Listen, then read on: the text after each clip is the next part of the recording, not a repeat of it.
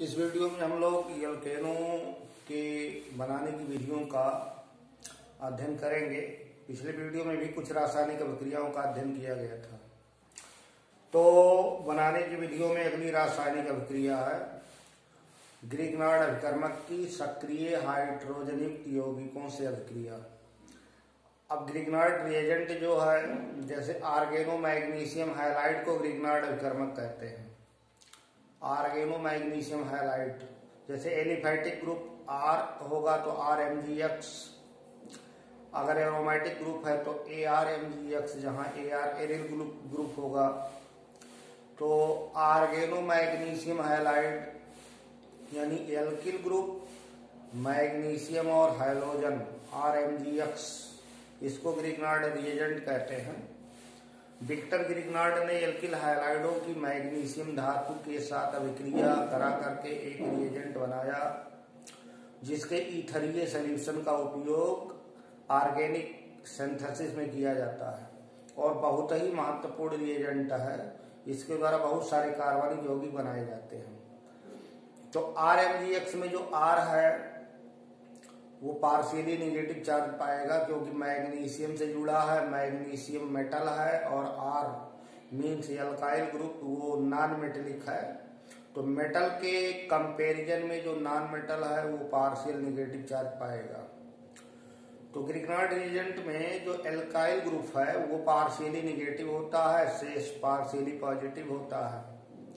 अब किसी सक्रिय यानी एक्टिव हाइड्रोजन कंटेनिंग कंपाउंड से अभिक्रिया कराएंगे तो एक्टिव हाइड्रोजन ग्रिग्नार्ड के एल्काइल ग्रुप से जुड़ करके एल्केन बनाएगी। अब हाइड्रोजन जो एक्टिव है वो कौन सी है? तो जैसे इलेक्ट्रोनेगेटिव ग्रुप से जो हाइड्रोजन जुड़ी हो, जैसे ऑक्सीजन से जुड़ी हो, नाइट्रोजन से जुड़ी हो, ये एक्टिव हाइड्रोजन कही जाती है, क्योंकि रिएक्शंस में हाइड्रोजन इजीली रिप्लेस हो जाती है।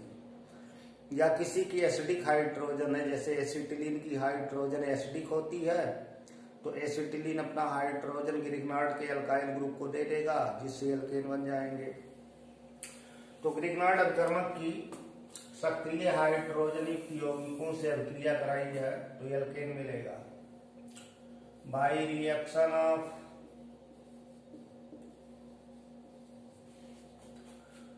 Grignard reagent with compounds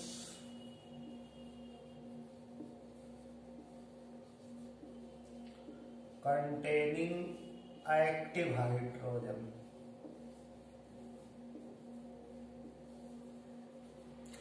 Grignard अभिकर्मक की सक्रिय हाइड्रोजन युक्त यौगिकों से अभिक्रिया द्वारा। अब जैसे RMgX है, अल्काइल मैग्नीशियम हैलाइड, ये ग्रिग्नार्ड रिएजेंट है RMgX। इसकी जल से अभिक्रिया करा दो, ऑक्सीजन से जुड़ी हाइड्रोजन एक्टिव होती है। ग्रिग्नार्ड रिएजेंट का ईथरीय विलयन प्रयोग होता है, इसलिए ईथर लिखा जाता है।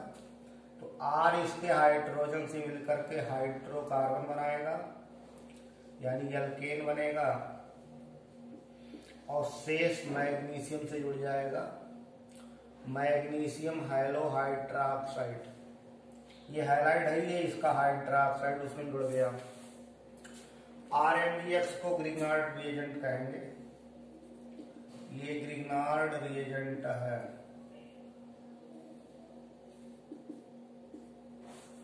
अब जैसे मेथिल मैग्नीशियम आयोडाइड ले लिया जाए,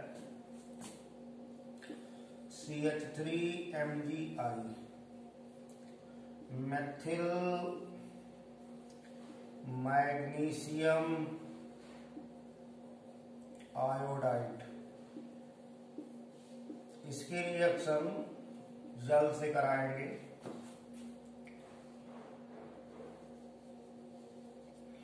तो CH3 और इसमें CH मिलेगा, CH4 बनेगा, मीथेन और मैग्नीशियम आयोडोहाइड्रोक्साइड, मैग्नीशियम आयन से दोनों जुड़ गए। अब उसको मैग्नीशियम आयोडोहाइड्रोक्साइड पढ़ सकते हैं। ऐसे एथिल मैग्नीशियम आयोडाइड है, जल से रिएक्शन होगी तो इनको हाइड्रोजन मिलेगा, एथेन बनेगा। मैग्नीशियम आयोडोहाइड्रोक्साइड, ये है एथाइल मैग्नीशियम आयोडाइड।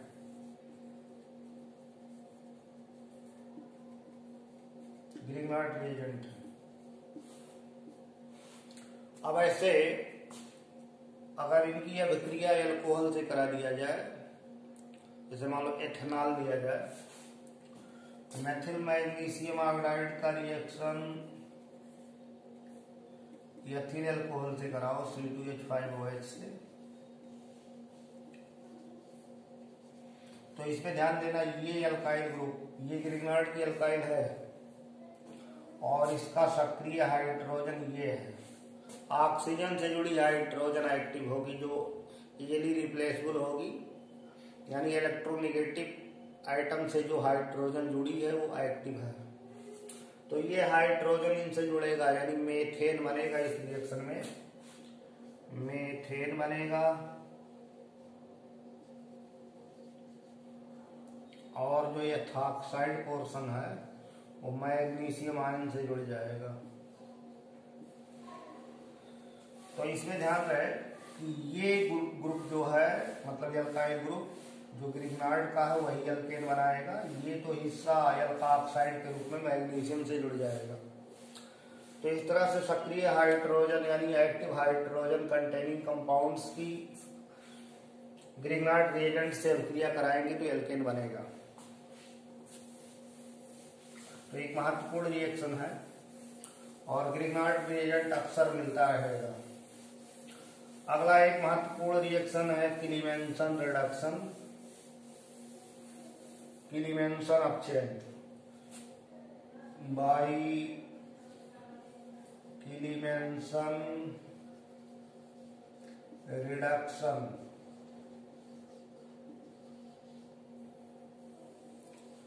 क्लीमेंसन अपचयन द्वारा, क्लीमेंसन अपचयन में कार्बोनिल कंपाउंड्स का रिडक्शन होता है, जैसे एल्डिहाइड कीटोन, यानी कार्बोनिल कंपाउंड्स जिन यौगिकों में कार्बोनिल समूह पाया जाए, CO समूह कार्बोनिल समूह है, और एल्डिहाइड और कीटोन दोनों फंक्शनल ग्रुप आइसोमर होते हैं, दोनों में कार्बोनिल ग्रुप पाया जाता है।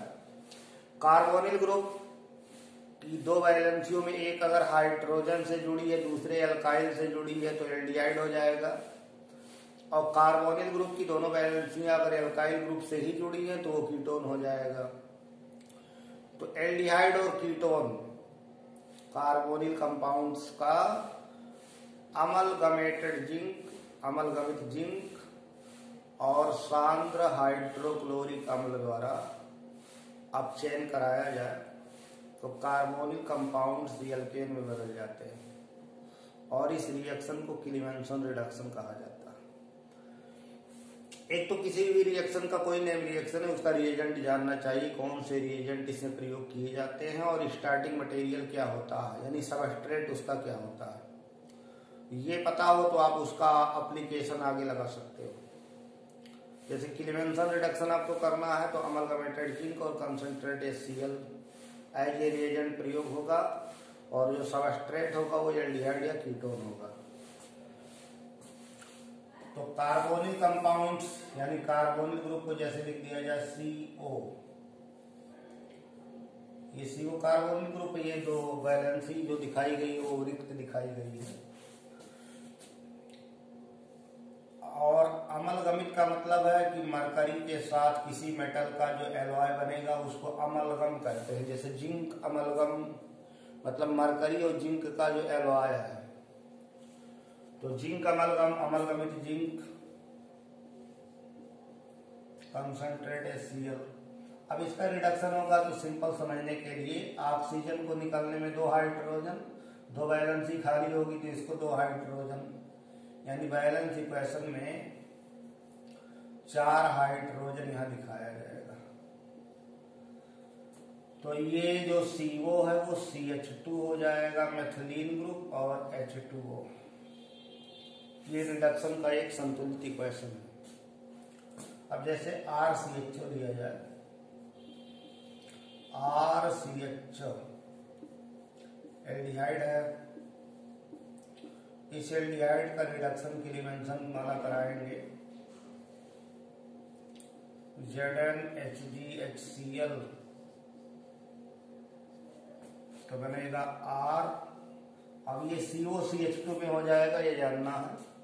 ये जो CO है ये CH2 हो जाएगा और एक H यहाँ आई है, मतलब RCH3 प्लस H2O, तो ये एल्केन हो गया। अब जैसे एग्जांपल में एसिटल्डिहाइड दिखाया जाए, CH3CHO एसिटल्डिहाइड। एसिटल्डिहाइड का क्लीमेंसन रिडक्शन कराया जाए, अमालगमेटेड जिंक ZnHgHCl कंसंट्रेट। तो अब ये जो CH3 है ये तो रहेगा ही, ये जो ग्रुप है ये भी CH3 हो जाएगा। तो CH3CH3 CH3CH3 का मतलब एथेन हो गया। एस्टल्डिहाइड से सीधे रिडक्शन करके उतने ही कार्बन का एल्केन बना लेंगे। जितने कार्बन का एल्डिहाइड उतने कार्बन का एल्केन बनेगा। कार्बोनिल ग्रुप रिड्यूस होकर के मेथिलीन ग्रुप CH2 में बदल जाएगी। ऐसे कोई कीटोन है RCOR-, ये कीटोन है। कीटोन का जनरल फार्मूला, कीटोन का क्लीमेंसन रिडक्शन कराएंगे, अमलगमेटेड जिंक कंसंट्रेट HCl, तो R। अब यहाँ COCH2 हो जाएगा, RCH2R- प्लस H2O। ये हाइड्रोकार्बन एल्केन है। ऐसे इसमें अगर एसीटोन ले लिया जाए, CH3COCH3 एसीटोन,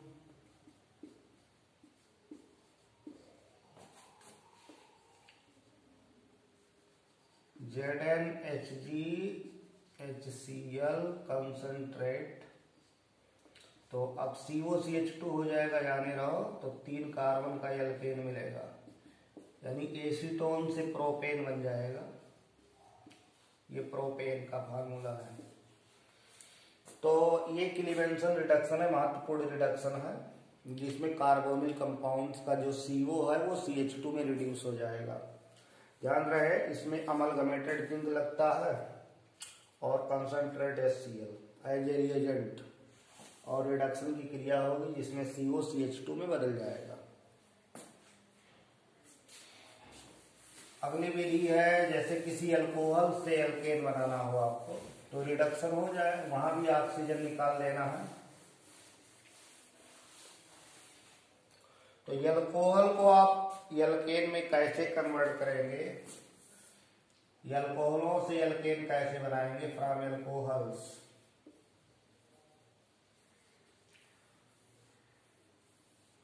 तो एल्कोहलों में जैसे ROH है,